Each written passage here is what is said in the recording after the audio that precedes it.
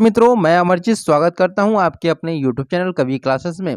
आज हम लोग बात करने वाले हैं बीएचयू बीएड एंट्रेंस एग्जामिनेशंस के सबसे महत्वपूर्ण जो सब्जेक्ट ग्रुप है वह है आपका ह्यूमैनिटीज एंड सोशल साइंस। यहाँ पर हम लोग ह्यूमैनिटीज एंड सोशल साइंस में दो सब्जेक्ट जो कि आपका हिस्ट्री और ज्योग्राफी है, इन दोनों के ही सिलेबस को हम लोगों ने क्या किया है, विस्तार पूर्वक यहाँ पे चर्चा कर चुके हैं, हिस्ट्री और ज्योग्राफी के।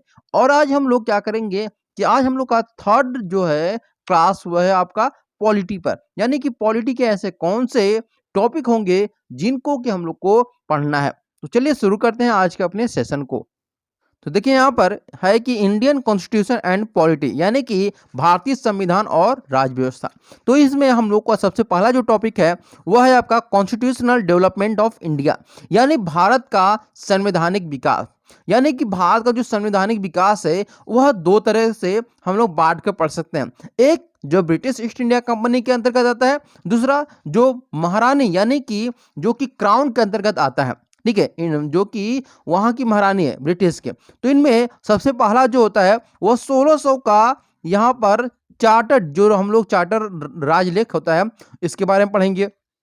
यानी जितने भी एक्ट हुए थे, चाहे वह रेगुलेटिंग एक्ट हो या पिट्स इंडिया एक्ट हो या फिर वह 1833 का राजलेख हो या फिर भारत सरकार अधिनियम 1858 हो, तो इन सभी चीजों के बारे में हम लोग स्टेप बाय स्टेप पढ़ने वाले हैं। इसके अंतर्गत अगर हम बात करें कि और कौन से ऐसे टॉपिक हैं जिनको कि हम लोग को पढ़ना होगा, तो वह है आपके एक एक बार हम लोग सभी चीजों को बताने वाले हैं। तो पहला है आपका क्रिप्स मिशन। ठीक है, क्या है आपका क्रिप्स मिशन, जो कि आपका हुआ था 1942 में। क्रिप्स मिशन कब हुआ था? 1942 में हुआ था। ठीक उसी प्रकार से एक और है आपका माउंट बेटन योजना।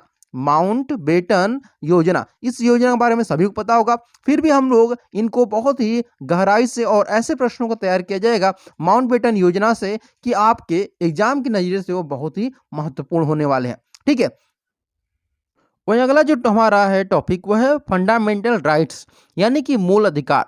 तो भारत के संविधान में जो भी उल्लेखित मूल अधिकार है उनके बारे में पढ़ेंगे, चाहे वह समता का अधिकार हो या फिर शोषण के विरुद्ध अधिकार हो या फिर किसी संस्कृति या शिक्षा से संबंधित मूल अधिकार हो। ठीक है, इन सभी अधिकारों के बारे में बात करेंगे हम लोग। इसके अलावा स्वतंत्रता का अधिकार, धार्मिक स्वतंत्रता का अधिकार या फिर मूल अधिकारों से संबंधित जो भी कह सकते हैं बुराइयां हैं, कमियां हैं, इनके बारे में भी हम लोग चर्चा करने वाले हैं इस टॉपिक के अंतर्गत। इसके अलावा अगर हम बात करें नेक्स्ट टॉपिक की, तो वह है आपका यूनियन एग्जीक्यूटिव, यानी कि संघीय कार्यपालिका। तो संघीय कार्यपालिका में सबसे पहला जो होता है वह होता है आपका राष्ट्रपति होता है, यानी कि जो भारत का राष्ट्र प्रेसिडेंट होता है उसके बारे में होगा, बात करेंगे। इसके बाद संघीय कार्यपालिका में सेकेंड नंबर पे आता है उपराष्ट्रपति। कौन आता है? आपका उपराष्ट्रपति आता है। ठीक है, थर्ड जो होते हैं वो होते हैं हमारे प्रधानमंत्री, यानी कि जो पीएम होते हैं। ठीक, इसके अलावा जो हमारे अटॉर्नी जनरल होते हैं, यानी कि जो हमारे एजी, जिसको हम लोग अटॉर्नी जनरल ऑफ इंडिया कहते हैं, वो भी इसमें शामिल है। तो इन सभी चीजों के बारे में, इन सभी के बारे में, चाहे वह राष्ट्रपति पर लगने वाला महाभियोग हो या राष्ट्रपति की क्या शक्तियां हैं या कार्य योजना क्या है, इन सभी के बारे में हम लोग जानेंगे। इसके अलावा प्रधानमंत्री की नियुक्ति क्या होती है, प्रधानमंत्री बनने के लिए क्या उम्र सीमा होती है या फिर प्रधानमंत्री की आय कितनी होती है, इन सभी के बारे में हम लोग संघीय कार्यपालिका में पढ़ने वाले हैं। इसके बाद आता है, देखिए यहाँ पर हम लोग यूनियन एग्जीक्यूटिव पढ़ लिए हैं, अब यूनियन लेजिस्लेटिव की बात करते हैं। तो संघीय विधायिका में अगर हम बात करें तो संघीय विधायिका में सबसे पहला जो नंबर आता है वह होता है आपका लोकसभा का। किसका होता है? आपका लोकसभा का होता है। ठीक है, उसके बाद जो होता है वह सेकेंड होता है आपका राज्यसभा का। क्या होता है? आपका राज्यसभा का।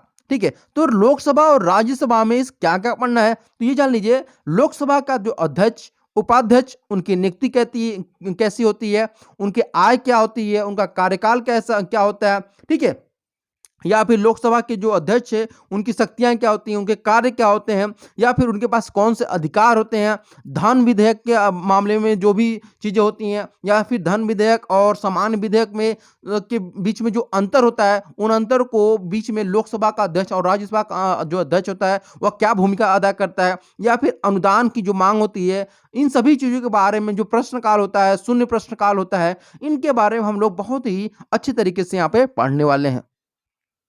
अभी हम लोगों ने चर्चा किया था executive and legislature of union. अब हम लोग बात करेंगे स्टेट के बारे में कि यानी कि राज्य की कार्यपालिका और विधायिका क्या है। तो राज्य की जो कार्यपालिका और विधायिका है, सबसे पहले जो शुरुआत होती है वह उसके राज्यपाल से होती है। ठीक है, राज्यपाल से। अगर केंद्र शासित प्रदेश है तो वहां पे उपराज्यपाल से होगी। ठीक, उसके बाद आपका आता है मुख्यमंत्री आता है। कौन आता है आपका? मुख्यमंत्री, यानी कि जिसको हम लोग सीएम, चीफ मिनिस्टर के नाम से जानते हैं। इसके अलावा जो भी यहाँ पे केंद्र शासित प्रदेश हैं, जैसे मुख्य रूप से दिल्ली का हम यहाँ पे नाम लेना चाहेंगे, पुडुचेरी का, जहां पर की विधानसभा भी है।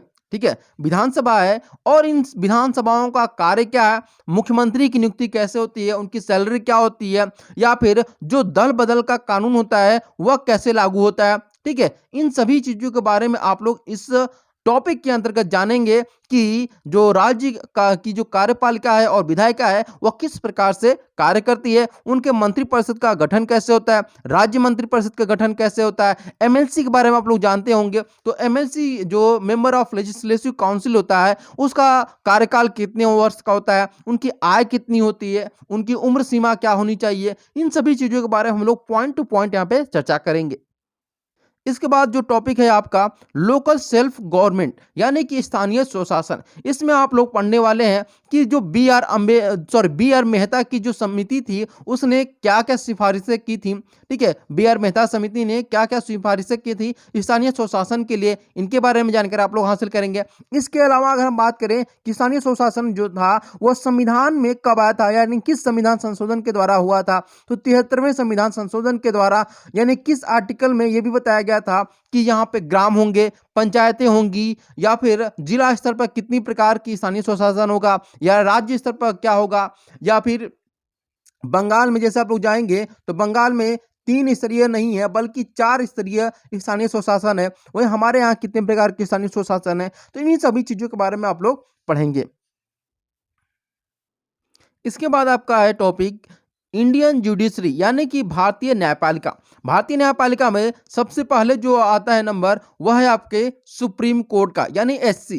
ठीक है, उसके बाद सेकंड नंबर पे आपका आता है यहाँ पर, फर्स्ट पे हो गया एससी, तो दूसरे पर हो गया आपका हाई कोर्ट। यानी कि भारत में कुल कितने स्टेट में हाई कोर्ट हैं और सुप्रीम कोर्ट की स्थापना कैसे हुई थी, किस प्रकार से सुप्रीम कोर्ट के मुख्य न्यायाधीश की यहाँ पे नियुक्ति की जाती है, या फिर जो कैग होता है, थर्ड नंबर पे आता है आपका कैग, यानी कि जिसको हम लोग भारत का नियंत्रक महालेखा परीक्षक के नाम से भी जानते हैं। इनकी नियुक्ति कौन करता है, या फिर भारत में सूचना का जो अधिकार है, ठीक है, आरटीआई है, वह भी हम लोग भारतीय न्यायपालिका के अंतर्गत पढ़ने वाले हैं। यहां तक कि भारत में आप लोग जानते हैं कि जो मानवाधिकार आयोग है उसका भी जो नियुक्ति होती है, मानवाधिकार जो हर एक राज्य में मानवाधिकार आयोग होता है, वहां पे महिलाओं पर कोई भी दिक्कत होती है या फिर मानव पे कोई प्रॉब्लम होती है, यहाँ मानवाधिकार जो आयोग है वह स्वतः संज्ञान लेकर के इन सभी मामलों को देखता है।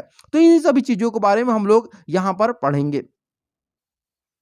इसके बाद अगर आपका टॉपिक है तो वह है आपका इलेक्शन, यानी कि जो निर्वाचन है वह किस प्रकार से होता है, यानी कि जो निर्वाचन आयोग है, सबसे पहले हम बात करने वाले हैं कि जो निर्वाचन आयोग है वह किस प्रकार से अपने कार्यों का निर्वहन करता है, और क्या वह प्रत्येक राज्य में निर्वाचन आयोग रहता है, या फिर केवल पूरे देश के लिए एक निर्वाचन आयोग रहता है, या फिर प्रत्यावर्तन का अधिकार किस प्रकार के रहता है, या फिर जो आम चुनाव होते हैं या मध्यावधि चुनाव होते हैं, उपचुनाव होते हैं, वह चुनाव कौन कराता है, राज्य चुनाव आयोग कराता है, या फिर केंद्र चुनाव आयोग कराता है, या फिर आयोग की जो कार्य होती हैं वह क्या होते हैं, इनकी शक्तियां क्या होती है, आचार संहिता। आप लोग जानते हैं कि यूपी में 2022 में चुनाव होने वाले हैं, तो आदर्श चुनाव संहिता है ना, तो आदर्श चुनाव संहिता जो लागू होती है वह कब लागू होती है, या उसको लागू कौन करवाता है, ठीक है, या चुनाव में सुधार जो हो रहा है कि एक देश एक चुनाव, इन सभी के बारे में हम लोग यहाँ पे चर्चा करेंगे।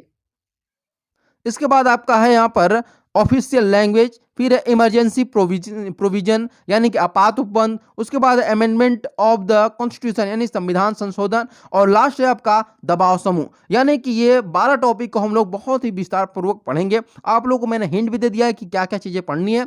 आई होप आप लोग को जो मैंने पॉलिटी का सिलेबस बताया है, यानी पॉलिटिकल साइंस का, वह सिलेबस आपके लिए बहुत ही बेनिफिशियरी होगा, और इन्हीं चीज़ों को आप लोग पॉइंट आउट करके अपने चीज़ों को यानी अपनी पढ़ाई को आगे बढ़ाएंगे। तो फिर मिलते हैं अगले वीडियो में, और अगर आपको यह सेशन पसंद आया होगा तो ज़रूर इस सेशन को लाइक कर दीजिएगा, क्योंकि आपका एक लाइक हमारे लिए बहुत ही बहुमूल्य होता है। Thank you so much for watching this video.